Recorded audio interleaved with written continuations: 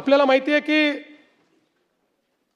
मागेल त्याला सौर कृषी पंप ही आपली योजना आहे। मी त्या संदर्भात मागच्याच भाषणात सांगितलंय, मी आपला अधिक वेळ घेणार नाही, पण मला या ठिकाणी सांगितलं पाहिजे की आज जवळपास या सगळ्या योजनेमध्ये महाराष्ट्र आघाडीवर तर आहेच।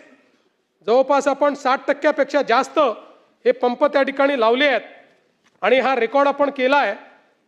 1500 पंप प्रति दिवस या गतीने आपण शेतकऱ्यांना सौर कृषी पंप देत आहोत आणि या योजनेमुळे 40 लाख एकर जमीन ही ओलिताखाली आणण्यात आपल्याला त्या ठिकाणी यश मिळालं आहे। आणि आता नवीन टेक्नॉलॉजी काय आहे? युनिव्हर्सल सोलर पॉवर कंट्रोलर याच्या आधारावर आता हे जे काही शेतकऱ्यांना दिलेले सोलर पंप आहेत त्याच्या सोबत आपल्या पंपासोबत ते थ्रेशर, पिठाची गिरणी, इलेक्ट्रिक व्हेकल चार्जिंग, दिवे, पंखे या सगळ्या गोष्टी याच पंपावरनं वापरू शकणार आहेत अशा पद्धतीची आणि त्याची सुरुवात देखील आज या ठिकाणी मला असं वाटतं झालेली आहे। आपली मुख्यमंत्री सौर कृषी वाहिनी योजना जगातली सगळ्यात मोठी डिस्ट्रीब्युटेड सोलर एनर्जी योजना आहे। त्यातनं 100% ॲग्रिकल्चर फीडर ऊर्जीकृत आपण करणार आहोत।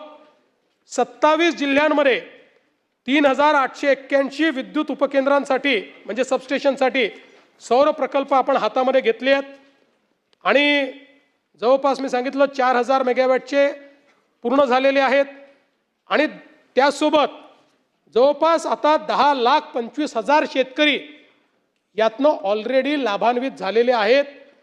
त्यांना दिवसा वीज मिळते, पण परवा दिवसा वीज मिळण्याचा विषय आला तर मला आता सांगताना आनंद वाटतो की आतापर्यंत आपण जे केलं आहे त्यामुळे राज्यातल्या 46 लाख कृषी ग्राहकांपैकी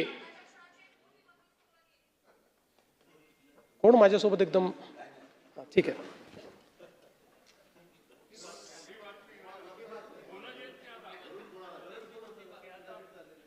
काहीतरी चाललंय घरात। सद्यस्थितीत राज्यात 46 लाख कृषी ग्राहकांपैकी 33 लाख कृषी ग्राहकांना आपण दिवसा वीज पुरवठा करू शकतो आहे।